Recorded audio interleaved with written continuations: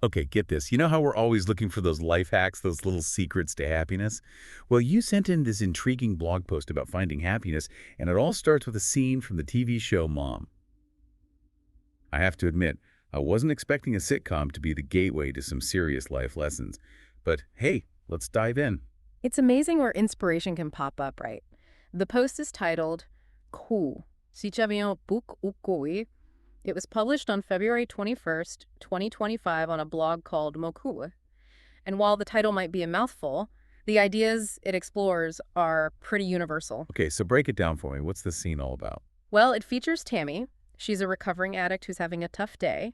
She's venting to her support group, and a senior member named Nora steps in with three simple yet profound questions.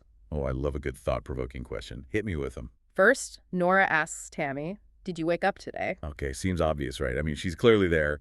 Exactly. But the blog post cleverly links this to a snapshot from the Worldometer website.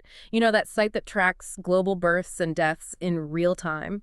The post highlights a capture from February 19th, 2025. And it's the stark reminder of how many lives begin and end each second. Whoa, that is a powerful way to put things in perspective. It makes you realize how precious each day is. Absolutely. It's easy to get caught up in our routines and forget the bigger picture, but this question, "Did you wake up today?" jolts us back to that awareness. All right, what's the second question? Nora asks Tammy, "Are you sober?" Now, this clearly relates to Tammy's personal journey, but the blog post broadens the question's scope, asking us if we're working towards being our best selves. Did we make even a tiny step in that direction today? It's about recognizing progress, no matter how small. I like that reframing. It makes the idea of sobriety more about intentional living and striving to improve. Precisely. It's a daily check-in, a reminder to keep moving forward. Okay, I'm hooked. What's the final question that ties this whole thing together? Nora asks Tammy, "Do you have a place to live, a job, and friends?" Those sound like pretty fundamental needs. They are, and that's the point. The blog post highlights these as cornerstones of a good life. Shelter, purpose, and connection. It's a reminder to appreciate those foundations, because so many people are still working towards achieving them. That's so true. It's easy to take those things for granted when you have them. Exactly. And here's where it gets really interesting. The blog post argues that if you answered yes to all three of those questions, you're already living a pretty amazing life. It's a powerful shift in perspective, isn't it? To see what you have instead of what you lack. Absolutely. And that leads us to the heart of the blog post, the concept of gratitude. This isn't just about saying thank you. It's about cultivating a deeper appreciation for the good in our lives. So it's about actively shifting our focus, right? Instead of dwelling on what's missing, we train ourselves to see the abundance we already have. But how do we actually do that? I'm curious to hear what the blog post suggests. Well, before we get into those practical tips, let's explore why gratitude is so powerful. It's not just some feel-good concept. There's actual science behind it. When we practice gratitude, our brains release dopamine and serotonin. Those are the feel-good chemicals, right? Exactly. And they have a profound impact on our mood, reducing stress, boosting happiness, and even helping us sleep better. Okay, so we've got the science backing up the feel-good vibes. But I'm really interested in the practical side of things. How does this blog post recommend putting gratitude into action? Well, the author is a big advocate for keeping a gratitude journal. A gratitude journal. I've heard of those, but never really tried it out. How does that work exactly? It's pretty simple, really. You just take a few minutes each day to write down things you're grateful for. It could be anything, big or small, a delicious meal, a beautiful sunset, a kind gesture from a stranger. The author mentions doing this consistently for 2 years and finding it incredibly beneficial. So it's like a conscious effort to focus on the positive, even on days that might feel a bit blah. Precisely. And by writing things down, you're not just acknowledging them, you're creating a record of all the good stuff in your life, something you can revisit when you need a little boost. That makes a lot of sense. It's easy to forget all the little joys when you're caught up in the daily grind. Yeah. But is journaling the only way to cultivate gratitude? Not at all. The blog post also talks about gratitude meditations. These are practices where you intentionally focus your attention on feelings of appreciation. So it's like mindfulness, but with a gratitude lens. You got it.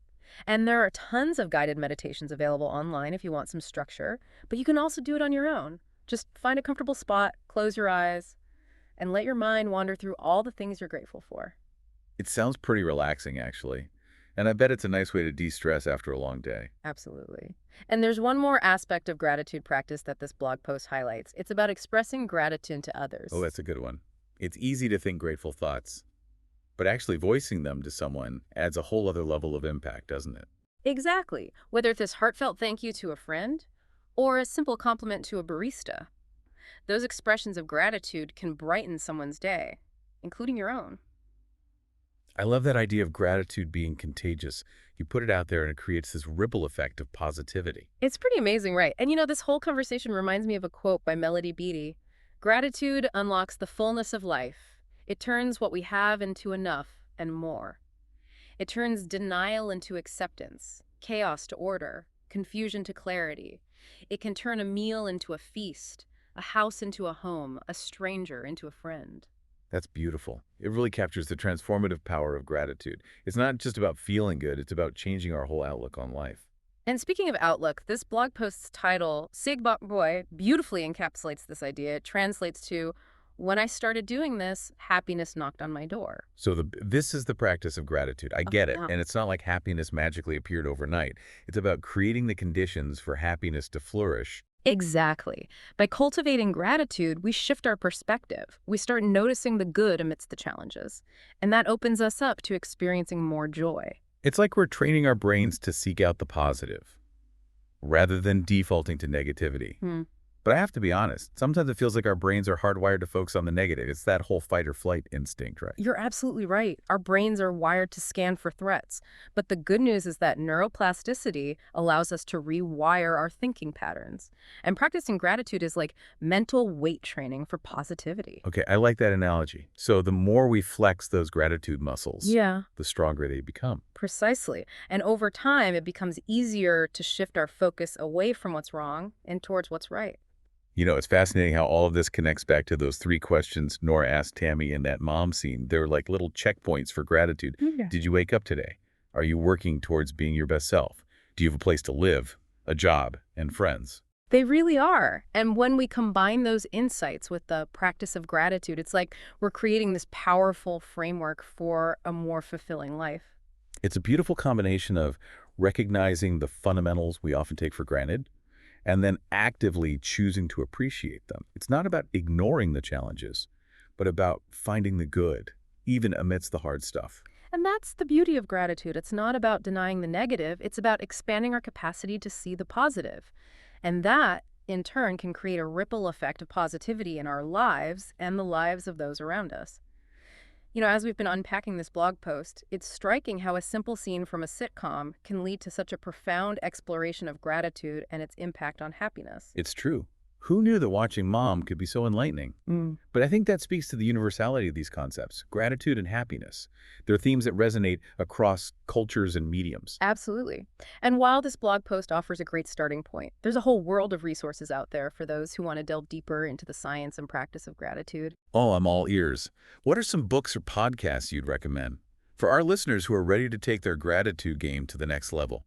Well, for fascinating exploration of gratitude from various angles, I'd recommend The Gratitude Project by Jeremy Adam Smith and a team of contributors. They dive into the psychology, neuroscience, and even the history of gratitude.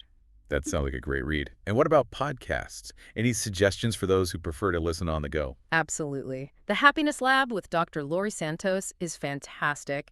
It explores the science of happiness, and gratitude is a recurring theme. And while not solely focused on gratitude, Brené Brown's Unlocking Us often touches on vulnerability, connection, and appreciation, all of which are closely tied to gratitude. Those are some great recommendations. I'll definitely be checking those out.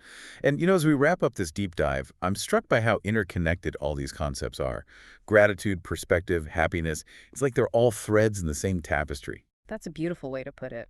And the amazing thing is that we all have the power to weave those threads together. We don't have to wait for external circumstances to experience happiness. It's available to us right here, right now, if we choose to cultivate it. So true. It all starts with a shift in focus. From what we lack to what we have. From negativity to appreciation. From self-doubt to self-compassion. And those three questions from the mom scene offer a perfect starting point. Did you wake up today? Are you working towards being your best self? And do you have a place to live, a job, and friends? If we can answer yes to those, then we already have so much to be grateful for. It's a powerful reminder that happiness isn't some far-off destination. It's a choice we can make every single day. And the more we practice gratitude, the easier it becomes to see the good, feel the joy, and live a life that truly reflects our values. Beautifully said, and I think that's a perfect note to end on. So, to our listeners, we leave you with one final question to ponder. What are you most grateful for today? Take a moment to reflect on that. And if you're feeling inspired, share your thoughts with us on social media. We'd love to hear from you. Thanks for joining us on this deep dive into happiness. And remember, as the blog post so eloquently put it, when we start practicing gratitude, happiness will surely come knocking. Until next time, keep exploring, keep learning, and keep those gratitude vibes flowing.